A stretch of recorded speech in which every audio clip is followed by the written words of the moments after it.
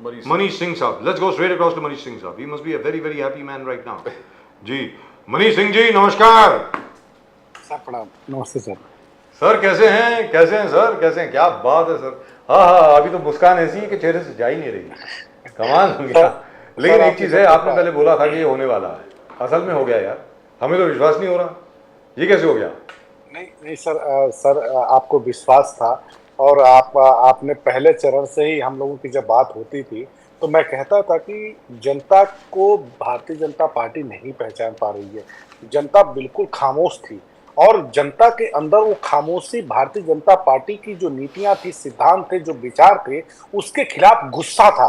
जैसे कई बार गुस्सा आदमी के चेहरे से, उसकी जुबान से दिख जाता है, लेकिन जनता ने जो खामोशी से भारतीय जनता पार्टी की नीतियों का मुखालफत किया है, उसका परिणाम है कि भारतीय जनता पार्टी इस समय करा रही है. और उत्तर प्रदेश में तो जो भारतीय जनता पार्टी को जनता ने डेंट दिया है, समाजवादी पार्टी ने डेंट दिया है, और हमारे यशस्वी राष्ट्रीय अध्यक्ष श्री अखिलेश यादव जी की नीतियों पर भरोसा करके जनता ने जो भारतीय जनता पार्टी के सामने एक चुनौती पेश किया है, हम शुक्रगुजार हैं, आभारी हैं उत्तर प्रदेश की जनता का और आप जैसे देश के बड़े पत्रकारों का, जिन्होंने हर समय हर परिस्थिति में हम जैसे लोगों का पार्टी. सर बहुत बहुत शुक्रिया. मुझे बड़ा, हम लोगों को बड़ा पत्रकार कहने के लिए, लेकिन हम लोग छोटे पत्रकार हैं सर. हम छोटे ही ठीक है, कोई टेंशन नहीं है. लेकिन जहां तक आपका सवाल है, आपने असल में कहा था कि आप भारतीय जनता पार्टी के रथ को रोकेंगे उत्तर प्रदेश में, और आपने रोका. जबरदस्त परफॉर्मेंस, फैंटास्टिक परफॉर्मेंस. मैं सोच रहा था कि आपकी आ जाएंगी यार, दोनों की मिला मिलू के 30-35 सीटें आ जाएंगी. ये तो कमाल हो गया, 43 सीटें आ गई कि 44 आई, आई थिंक 44.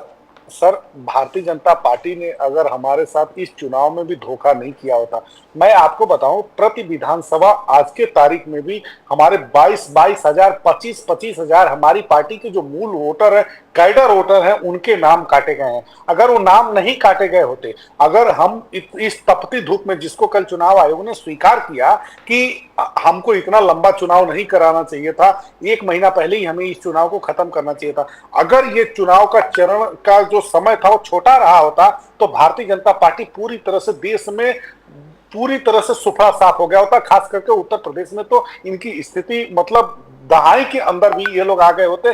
जो हम लोगों ने स्ट्रेटजी बनाई थी, जो रणनीति बनाई थी, और हमारे राष्ट्रीय अध्यक्ष जी सीधे इस बार भारतीय जनता पार्टी चिल्लाती रही, हिंदू मुसलमान, भारत पाकिस्तान, मंदिर मस्जिद, ईद बकरीद, होली दिवाली, रविवार की छुट्टी, मंगलसूत्र, तमाम इन सब मुद्दों को उठाती रही. लेकिन हमारे राष्ट्रीय अध्यक्ष जी ने युवाओं के रोजगार की बात किया, उन्होंने सरकारी नौकरी की बात किया, किसानों की एमएसपी की उन्होंने बात किया, उन्होंने खाद की बोरियों के जो 10 किलो वजन भारतीय जनता पार्टी ने चोरी कर लिए थे, हम फिर 50 किलो खाद की बोरियों को देने की बात किसानों से कही, नहरों में मुफ्त पानी पहुंचाने की बात की, हम लोगों ने बिजली सस्ती करने की बात की, प्राइवेटाइजेशन हम लोगों ने खत्म करने की बात की, संविदा की जो नौकरी अग्निवीरों को दी जा रही थी, देश के जवानों को दी जा रही थी, उसको हम लोगों ने खत्म करने की बात की, हम लोगों ने कर्मचारियों को पुरानी पेंशन देने की. तो इन सब मुद्दों से हमारे देश की जनता ने अपने आप को कनेक्ट किया.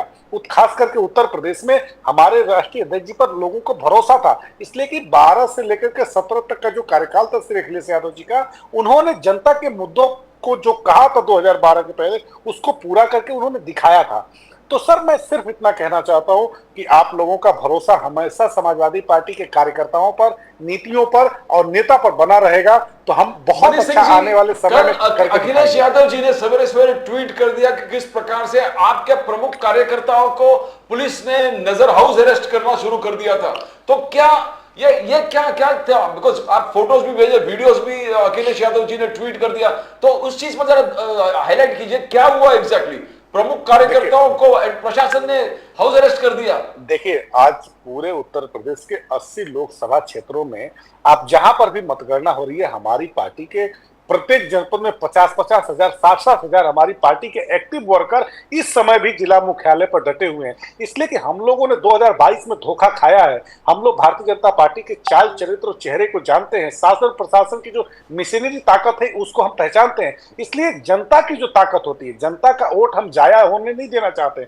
जनता ने जो हमें हमारे ऊपर भरोसा जताया है, उस भरोसे को हम बना के रखना चाहते हैं. इसलिए हमारे राष्ट्रीय अध्यक्ष ने कहा कि हम अपने सर पर कफन बांध करके निकले हैं डेमोक्रेसी को बचाने के लिए, संविधान को बचाने के लिए। अब अंतिम लड़ाई अगर भी लड़नी पड़ेगी भारतीय जनता पार्टी के शासन प्रशासन और नेताओं से, तो हम लड़ेंगे, लेकिन जनता के जनमत को हम डूबने नहीं देंगे, जनता के जनमत को हम खत्म नहीं होने देंगे। लेकिन मनीष सिंह जी, एक चीज के लिए तो आपको मुझे लगता है अभी तक बड़े फूल मिठाई विठाई आ जानी चाहिए थी। योगी आदित्यनाथ जी की नौकरी आपने बचा ली सर, आप लोगों ने। इसके लिए तो आपको साधुवाद मिलना चाहिए। वरना बीजेपी की अगर बहुत अच्छी परफॉर्मेंस रहती उत्तर प्रदेश में तो 2 महीने के बाद तो गई थी नौकरी उनकी, आपने बचाई नौकरी उनकी। लेकिन सर अच्छा ये बताएं, अभी आगे क्या? क्योंकि आपको वोट दिया गया अपने वादों पे, अब वो वादे आप कैसे निभाएंगे अगर आपकी सरकार नहीं होगी? देखिए, तो क्या सरकार बनाने की प्रक्रिया शुरू है सर? बिल्कुल, सरकार बनाने की प्रक्रिया शुरू है। कल इंडिया गठबंधन की बैठक है। उस बैठक में जो हमारी धर्मनिरपेक्ष ताकतें हैं हिंदुस्तान की, उन सभी ताकतों से बात की जा रही है, उन सभी लोगों से संपर्क साधा जा रहा है। अभी एक घटनाक्रम आपको बताएं, कुछ देर पहले की घटना है।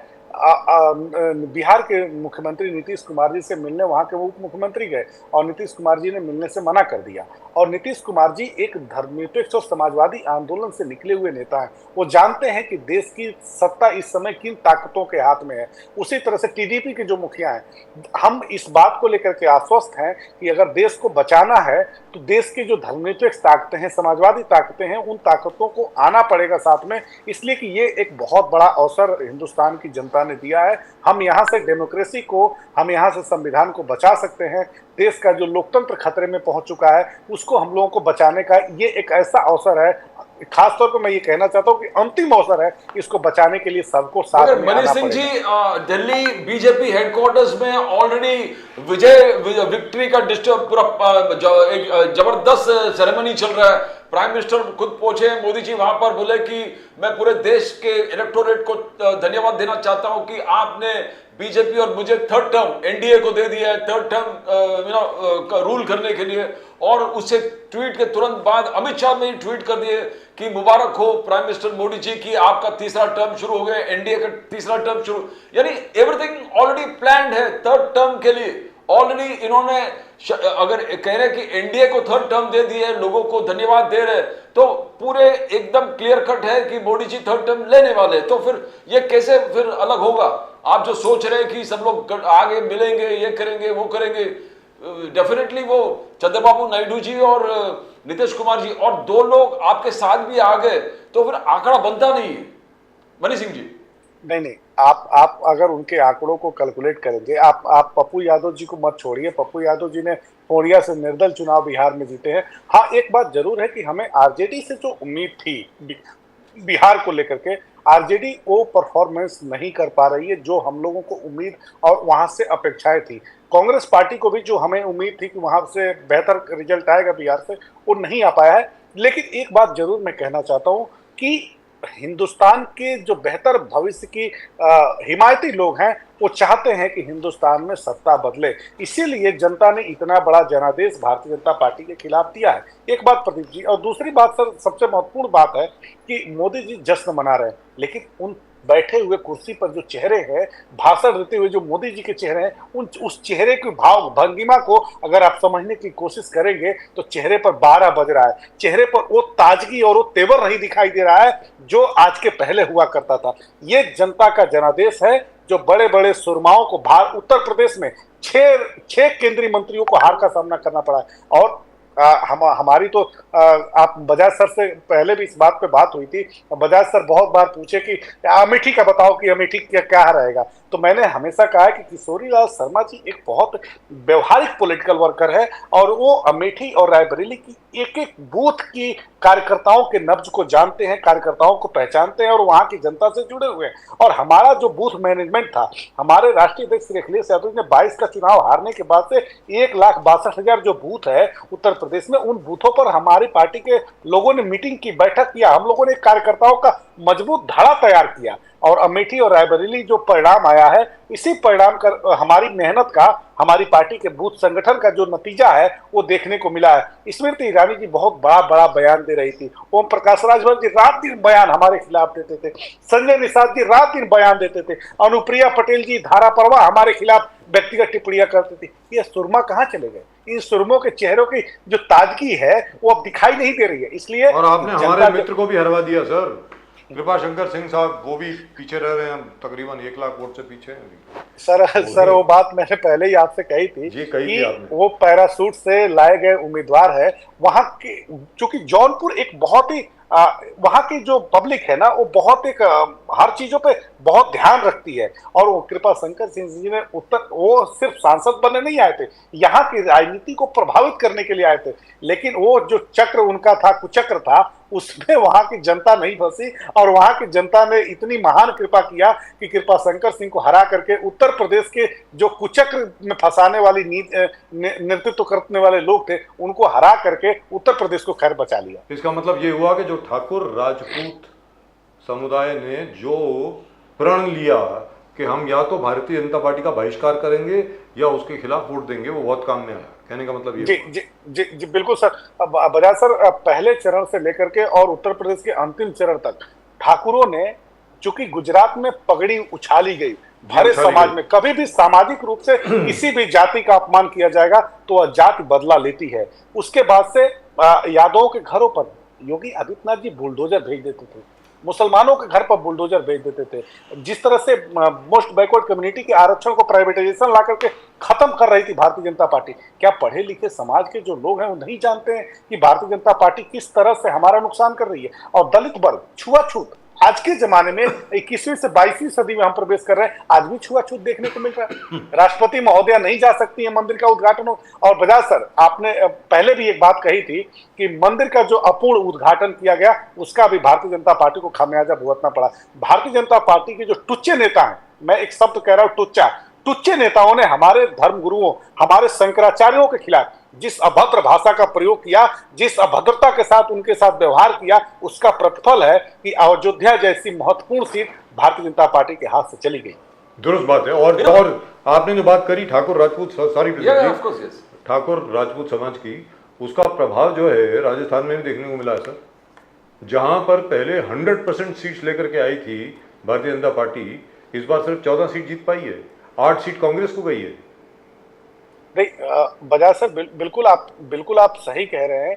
किसी भी समाज का जब सामाजिक अपमान किया जाएगा, किसी भी धर्म का सामाजिक अपमान किया जाएगा, किसी भी वर्ग का सामाजिक अपमान किया जाएगा, भाषा का अगर सामाजिक अपमान किया जाएगा तो समय रहते वह समाज बदला लेता है। और भारतीय जनता पार्टी अपना गुलाम समझती थी वोटरों को, वो इस मुगालते से बाहर निकल जाएगी। भारतीय जनता पार्टी को हिंदुस्तान के वोटर्स ने, हमारे जो महान जो जनता है उसने समझा दिया है कि हमसे बड़ा लोकतंत्र में कोई नहीं है, जनता ही मालिक है, जनता ही निर्णय करेगी कि कौन सत्ता पर बैठेगा। मनीष सिंह जी, योगी आदित्यनाथ जी ने 80 सीट समर्पित किया था मोदी जी को, बोले 80 सीट मेरी तरफ से समर्पित है आपका 3rd टर्म के लिए, तीसरा टर्म होगा, हैट्रिक जो होगा, 80 सीट मेरी तरफ से। तो ये समीकरण, और बीजेपी का कहना था देखो जातीय समीकरण आपके खिलाफ है, बोले क्या सिर्फ यादव कम्युनिटी और राहुल गांधी जी के इंडियन नेशनल कांग्रेस और माइनॉरिटीज के वोट शेयर पकड़ के आप कैसे जीतेंगे? बिकॉज जटाव आपके खिलाफ था, बिकॉज मायावती अलग खड़ी थी, कुर्मी, राजभर, लोध, निषाद, मौर्य, जाट, ये आपके साथ, बीजेपी का कहना आपके साथ नहीं है। तो ये टोटली ऐसा लग रहा था कि सचमुच जातीय समीकरण आपके फेवर में थे ही नहीं। तो कैसे ये सब हो गया? बिकॉज थे ही नहीं, बिकॉज इन सबको उन्होंने एम्पावर किया था। प्रदीप सर, आपके सारा जो हमारी रणनीति थी, पिछड़ा, दलित, अल्पसंख्यक, जो कमजोर अगड़ी जाति के लोग थे उनका, आधी आबादी, आदिवासी महिला, हम सबकी बात करते थे। हम सिर्फ किसी 2-3 जातियों की बात नहीं करते थे, हम समाज की A to Z की बात करते थे, जो समाज में पीड़ित लोग थे। हमने तो कहा था, योगी आदित्यनाथ जी जब 80 का नारा दिए तो हमने तो कहा था, हमारे नेता श्री अखिलेश यादव जी ने उत्तर प्रदेश में ऑन द फ्लोर उन्होंने कहा था, योगी आदित्यनाथ जी को चैलेंज करते हुए कहा था कि अरे 80 सीटें तो आप जीत रहे हैं, लेकिन 80 अपराधियों की सूची तो हमें दे दीजिए, उत्तर प्रदेश में हमें नारा आप लगाते हैं कि समाजवादी पार्टी गुंडों की पार्टी है, तो हम तो चाहते हैं कि 80 गुंडों की सूची आप ऑन द फ्लोर हाउस में आप पेश कर दीजिए, हम जान ले कि वो 80 अपराधी कौन है। जब योगी आदित्यनाथ जी 2022 के 2023 के बजट सत्र में हमारे नेता के सवाल पर कोई जवाब नहीं दिया, आज तक अपराधियों की सूची नहीं जारी कर पाए। इसलिए नहीं जारी कर पाए कि योगी आदित्यनाथ जी के नीचे एक ऐसा काकस है जो अपराधियों से भरा हुआ है। जैसे एक उदाहरण के तौर पर सर एक बात कहना चाहते हैं कि जैसे नरेंद्र मोदी जी की कॉन्स्टिट्यूंसी है बनारस, वहां स्थानीय निकाय जो ग्राम प्रधान वोट देते हैं, बीडीसी वोट देते हैं, वार्ड मेंबर वोट देते हैं, उनके वोट से जो जीत करके एमएलसी का चुनाव होता है उससे ब्रजेश सिंह चुन करके आते हैं, उत्तर प्रदेश की विधान परिषद में बैठते हैं। अब आप सोचिए कि जिस लोकसभा क्षेत्र से प्रधानमंत्री जी भारत का नेतृत्व कर रहे हैं, उसी लोकसभा क्षेत्र से उत्तर भारत का सबसे बड़ा माफिया चुन करके आता है।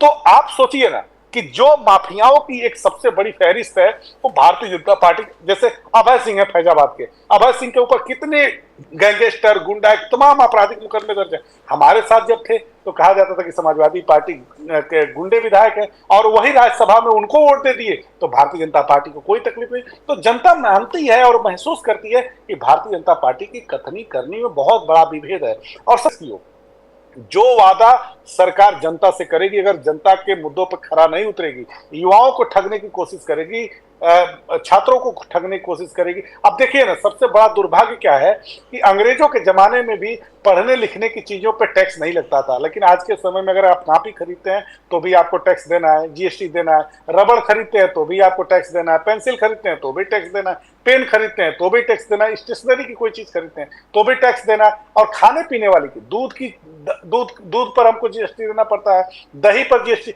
और यही तो हम शिव जी पर जब अपने आराध्य पर हम दूध और दही चढ़ाने जाते हैं तो उस पर भी जीएसटी दे करके तब हम दूध और दही खरीद करके अपने भगवान शिव जी पर, तो जो हमारे देवी देवता के लिए चरणामृत हम बनाते हैं, हाथों में कड़ा जो खरीदते हैं, उस सभी चीजों पर हमको टैक्स देना पड़ता है। तो ये जो हालत भारतीय जनता पार्टी ने अपने शासनकाल में किया है, ये तो अंग्रेजों के भी जमाने में नहीं रहा। मनीष सिंह जी, मगर जो बीजेपी का रिपोर्ट कार्ड था वो आर्टिकल 370 हमने किया, जो इंडिपेंडेंट इंडिया में किसी प्रधानमंत्री ने नहीं किया। Fifth biggest economy, digital revolution, direct beneficial transfer, कितने 32 लाख करोड़, बटन दबाते 30 सेकंड के अंदर सबके अकाउंट में जो पैसे पहुंच जाते 100%। जो राजीव गांधी कहते थे कि 80% सिस्टम में, 90% सिस्टम में घूम जाते थे। बोले ये सब आधुनिक चीज हमने, 1 रैंक 1 पेंशन, राम मंदिर, ट्रिपल तलाक, नारी शक्ति वंदन अधिनियम, Balakot strike, surgical strike, 1 rank 1 pension, ये सब मुद्दा जो बीजेपी का कहना है, कोई भी इंडिपेंडेंट आजाद हिंदुस्तान के कोई भी प्रधानमंत्री इस बारे में। देखिए सर उत्तर प्रदेश की जो महान जनता है वो बहुत जागरूक और बहुत ही बुद्धिजीवी है। उत्तर प्रदेश की जनता ने महसूस किया, जैसे भारतीय जनता पार्टी हमेशा से, जैसे दक्षिण भारत में जितना इन्होंने प्रयास किया, मेहनत किया, उसका सफलता उनको क्या मिला? वहां पर शून्य बटा सन्नाटा है, पूरा दक्षिण साफ है भाजपा से। उत्तर भारत को इन लोगों ने अपना बधुआ मजदूर समझ लिया था। जैसे सामंती लोग हुआ करते थे, वो किसी से काम कराते थे तो उसको अपना बधुआ मजदूर समझते थे, उसी तरह से उत्तर भारत के वोटरों को भारतीय जनता पार्टी ने अपना बधुआ मजदूर समझ लिया था। तो जब किसी को आप दबाने की कोशिश करेंगे, जब आप किसी को प्रताड़ित करने की कोशिश करेंगे, जैसे मैं अगर भारतीय जनता पार्टी के खिलाफ बोल रहा हूं तो कल आप हमारे घर पर आप बुलडोजर भेज देंगे, कल आप ईडी को भेज देंगे, सीबीआई को भेज देंगे। तो जो सामाजिक वो तो अभी भी उनके हाथ में रहेगा ना सर, क्योंकि मोदी जी तो कह रहे हैं कि वो तीसरी टर्म के लिए आ रहे हैं। वो तो ऐलान भी कर दिया, स्वेरिंग इन की डेट भी वो एस्ट्रोलॉजर वगैरह से बातचीत हो रही है। सर 235 सांसद जब इनके सामने, इनकी आंखों के सामने सदन में बैठेंगे और जब सवाल पूछेंगे कि अग्निवीर योजना आपने क्यों लेकर के आया, आप जब सवाल पूछेंगे कि युवाओं को सरकारी नौकरी केंद्र सरकार के अधीन जो 1 करोड़ 40 लाख पद रिक्त है उनको क्यों नहीं भर रहे, जब 235 से 40 सांसद इनकी आंखों में आंखें डाल के बात करेंगे तो भारतीय जनता पार्टी अपना चेहरा छुपाने लगेगी, मोदी जी अपना चेहरा छुपाने लगेंगे। लेकिन फिर भी मैं आज कह रहा हूं सर कि अभी एक हफ्ते तक देश का पूरा पॉलिटिकल सिस्टम जो है वो बहुत अलग अलग तरीके से मूव करेगा। हम पूरी कोशिश करेंगे कि धर्मनिरपेक्ष ताकतों को अपने साथ लेकर के जो नीतियां हैं, हमारे सिद्धांत है, विचार है, कॉमन मिनिमम प्रोग्राम बना करके हम आज भी पूरी तरह से, आज से लेकर के एक हफ्ते तक पूरी कोशिश करेंगे। कल इंडिया गठबंधन की बैठक है, उसमें तय किया जाएगा कि आगे की रणनीति क्या होगी। लेकिन इतना जरूर बजाज सर और प्रदीप सर, मैं आप लोगों का आभारी हूं कि आप लोगों का जो विश्वास हमारे नेता श्रद्धेय श्री अखिलेश यादव जी पर है। श्री अखिलेश यादव जी जब दिल्ली में बैठेंगे तो जो 40 सांसद की ताकत होगी वो भारतीय जनता पार्टी की नाक में दम करने के लिए काफी होगा। लेकिन एक चीज बता दीजिए सर, जहां तक आपका सवाल है, क्योंकि अगर मान लीजिए आप इस अपने प्रयत्न में सफल हो जाते हैं तो ठीक है, फिर तो कोई प्रॉब्लम नहीं है। फिर तो जो आपने मैनिफेस्टो में प्रॉमिस किया है वो सब आप इम्प्लीमेंट करेंगे। अगर आप इम्प्लीमेंट नहीं करेंगे तो हम जैसे ही लोग आपसे सवाल पूछेंगे। अभी तो बीजेपी से हम सवाल पूछते थे, बाद से आप आपसे पूछेंगे। लेकिन एक चीज याद रख लीजिए सर, क्या है, अगर मान लीजिए आप अपने प्रयत्न में असफल रहे तो जहां तक मैं इन पार्टीज को जानता हूं जो तीसरी टर्म के लिए आ रहे हैं, ऐसे बदले की भावना के साथ ये लोग काम करेंगे, नाक में दम करके रख देंगे सर सबका, याद रख लीजिएगा। तब आप क्या करेंगे मनीष सिंह जी? सर इनकी कारगुजारियों को हम जानते हैं और इनकी कारगुजारियों से हम परिचित हैं।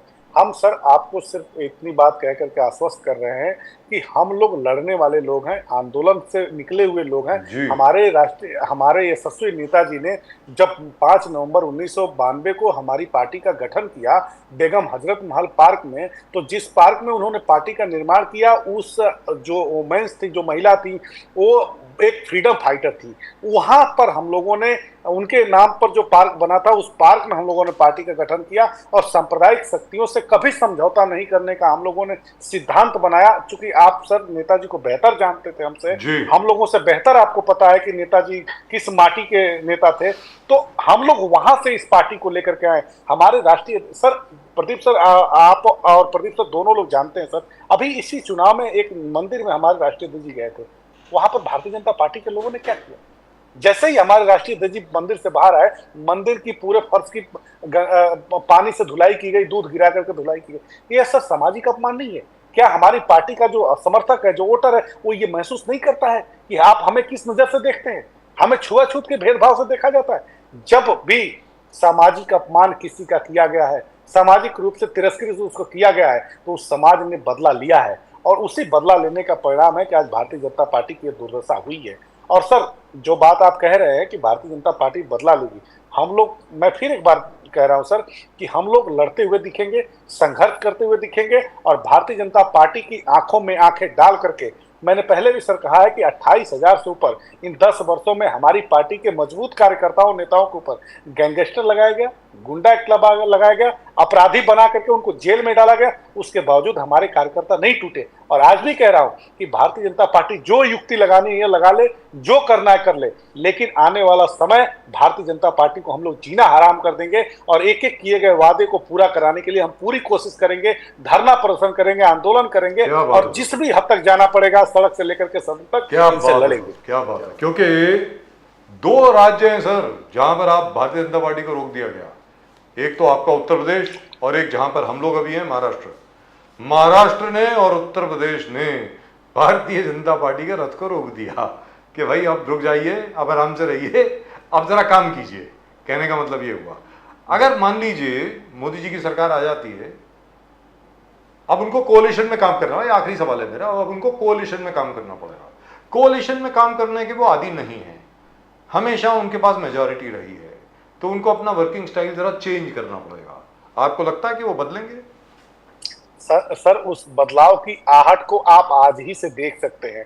जैसे आपने अभी दिल्ली में जो जश्न मनाया जा रहा है भारतीय जनता पार्टी के कार्यालय में, उनके होर्डिंग का बैकड्रॉप आप देखिए, उसमें उर्दू में उनकी पार्टी का स्लोगन्स लिखा गया है, आप देखिए। और बार बार जेपी नड्डा ने भारतीय जनता पार्टी नाम नहीं लिया है, एनडीए एनडीए बोला है। इन 2 बहुत महत्वपूर्ण चीजों को आप सर गौर करेंगे, आपने तो चूंकि आप लोग बहुत बुद्धिजीवी, आपने गौर किया होगा, इनके होर्डिंग्स का बैकड्रॉप देखेंगे तो आपको समझ में आ जाएगा कि इन्होंने अपनी नीतियों में बदलाव करना शुरू कर दिया। मुझे तो ऐसा लगता है कि अब नड्डा साहब जो है सबसे पहला काम करेंगे, अगली फ्लाइट लेंगे नागपुर की और मोहन भागवत जी से माफी मांगेंगे। मुझको तो ऐसा लगता है ये होने वाला है, लगे सर आज। लेकिन फिलहाल आपको बहुत बहुत बहुत बहुत शुभकामनाएं, मुबारकबाद बहुत आपको। मुबारक। वंडरफुल। सर अंत में सिर्फ इतना हम कहना चाहते हैं कि आप लोगों का स्नेह, प्यार और आशीर्वाद हमेशा बना रहे और हमारी पार्टी पर हमेशा भरोसा बना रहे आप लोगों का। Thank you so much sir, God bless you always. नमस्कार, जय हिंद, जय Hind sir. Samajwadi Party is really run very well, Pradeep ji. बिल्कुल। There's no doubt about it. And as we have discussed this so many times right over here, in places like Rajasthan and even in Gujarat and even elsewhere, apart from Madhya Pradesh and Delhi, and of course Himachal Pradesh, and I think Uttarakhand as well, the BJP's success has been its greatest failure. क्योंकि 100% के ऊपर आप नहीं जा सकते sir, वहां से नीचे ही आएंगे ना। अब देखिए, मध्य प्रदेश में 29 की 29 मिल गई, दिल्ली में 7 की 7 मिल गई, उत्तराखंड में 5 की 5, हिमाचल प्रदेश में 4 की 4, लेकिन बाकी जगह पे, हाँ दिल्ली में 7 की 7, बाकी जगह पे गुजरात में आप 2 सीट हार गए, राजस्थान में आपको 10 सीटों का नुकसान हो गया। इसी तरीके से हर जगह पर झारखंड थोड़ा थोड़ा हारते गए। और वेस्ट बंगाल में तो सफाया मींस डेली। वेस्ट बंगाल में sir they won 18 seats last time, today they down to 10 और 11, और वो भी जब प्रशांत किशोर साहब ने कहा था कि बहुत जबरदस्त स्पेक्टेकुलर परफॉर्मेंस होगी, और सारी एग्जिट पोल दिखा रहे थे कि Bharatiya Janata party will defeat the Trinamool Congress. Actually earlier Prashant Kishor was saying that 272 तक पहुंच जाएंगे, फिर बढ़ते गए। इलेक्शन के दौर पे तो बोला नहीं 330 के पास। He said the BJP's own performance Yes. will be either equivalent to or more than what they got in 2019. Yes, exactly. To quote him exactly. बिल्कुल। Today he can't be found anywhere, of course. कहीं पर नहीं है, लेकिन जो भाई देखिए वो तो मेरा भी एनालिसिस था। मैं खुद मानता हूं कि मेरा एनालिसिस था कि जहां तक भारतीय जनता पार्टी का प्रश्न है, भारतीय जनता पार्टी 305 से 315 सीट तो लेकर आएगी, अगर उससे ज्यादा नहीं लाती तो।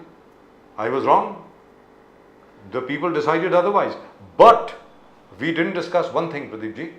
The BJP has won its first seat in Kerala, your state. बिल्कुल। आपके स्टेट में। Yes. So BJP is now really a Suresh pan-India Gopi, party. he was a very good movie star film, Malayalam films में बहुत अच्छा role करते हैं hero का। और वो जीत गए सर, जीत गए माशाल्लाह जबरदस्त केरला से। और and we were expecting Rajiv Chandrasekhar to win from Thiruvananthapuram, Yes. but finally I think Shashi Tharoor just inched ahead. But the very interesting fact is that UP में कास्ट बेस्ड पॉलिटिक्स के ऊपर आकर Akhilesh Yadav and Rahul Gandhi was able to give a magical victory. Yes. That is what we have to accept that they have done it, because जितने हम लोग जाति गिना रहे हैं उन सबको एम्पावर किया था। This things never worked in Bihar. Bihar में भी सेम जाति समीकरण थे, and here also BJP was dominating that. There also the BJP dominated Bihar, they won. But they won because of Mr. Nitish Kumar. Let's be very clear. No, जो भी है, no समीकरण, वो BJP plus JDU plus LJP plus Manjhi, ये पूरा समीकरण बैठा। यहाँ पर भी वो पूरे मौर्य जटा, तो ये यहाँ पर, but they probably a PDA, as the PDA was very successful. too successful and countered the caste based. Perhaps there was no such strategy in Bihar. Exactly, sir. Perhaps बोले कि यादव जी जाएंगे। जी, तो perhaps. And as Mr. Manish Singh was saying just now, sir, Samajwadi Party worked from cluster of village to village. Yes. They worked on clusters. कि यहाँ पर क्या problem है, यहाँ पर क्या समस्या है, इस जगह पर क्या। और दूसरी चीज जो सबसे बड़ी चीज है, जिसके बारे में अभी तक डिस्कशन नहीं हुआ है, not to point an finger at the election commission, but we are pointing a finger, so big deal. Uttar Pradesh में समाजवादी पार्टी ने एक्स अमाउंट ऑफ पीपल जो हैं, एक्स अमाउंट लोगों को रखा था टू गार्ड द ईवीएम्स। जो ईवीएम जहां जहां पर स्टोर थे वहां पर उनके लोग 24 घंटे रहे। बिहार में ऐसा नहीं किया गया, which is why Mamata Banerjee was saying कि it is not possible for Tejashwi Yadav to get just 4 seats, not possible, that's what she said, and I believe it because looking at the crowds that were coming, it is not possible that he got just 4 seats. In any event, I could be wrong, of course. That's it. And by the way, चलते चलते आपको ये बताते, रविंद्र वाइकर साहब has been declared the winner, as you said. He has got the certificate. He has won by 48 votes. 48 votes. So it is 2-4 So Mumbai. 2-4 Mumbai. कहने का मतलब ये हुआ, एक नाथ शिंदे सेना और एक बीजेपी। तो BJP has been reduced to only one, effectively. in Mumbai, and which, by the way, is a great performance from the Uddhav Thackeray Sena from Maharashtra, which is fantastic.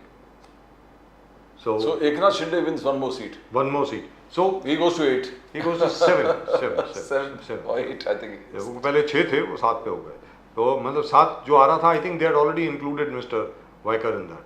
Just take a look at where Mr. Eknath Shinde is. 7 pins, 7 seats. But in any event, doesn't make a difference. The fact is, Eknath Shinde has performed. Eknath Shinde has performed, Mr. Ajit Dada Pawar has not performed. And neither has Mr. Devendra Fadnavis. Let's be very clear. Even Mr. Devendra Fadnavis's performance will be questioned because the BJP has won how many? 10 seats, is it? Or 11? How many? I think 11. देख लेते हैं sir. भारतीय Janata party की 10 सीटें sir. 10 seats. 10. Congress की 13. For the Bharatiya Janata Party to come down from 23 to 10 now, I think a lot of questions are going to be asked as to where did things go wrong. And as Pradeep ji said very correctly, right of everything. एक भी seat नहीं आती sir, एक भी seat नहीं आती सामने वालों की. Well, that's just about it for tonight's show with the news that in all likelihood, Mr. Narendra Modi will be taking oath of office by the 10th or 11th of June. After that, of course, he'll be flying to Italy to attend as a guest of the G7 conference. So a third consecutive term for Mr. Narendra Modi. That's it. That's all we got for you. Namaskar. जय हिंद, जय महाराष्ट्र, जय भवानी, जय Shivaji. Channel को subscribe करें साहब. वो घंटी बज गई है ना, घंटी बजने का मतलब वो बेल के ऊपर, बेल आइकन के ऊपर जरा क्लिक करें. Please subscribe to the channel. आप सब लोगों को जय सिया राम, हर हर महादेव. हर हर महादेव.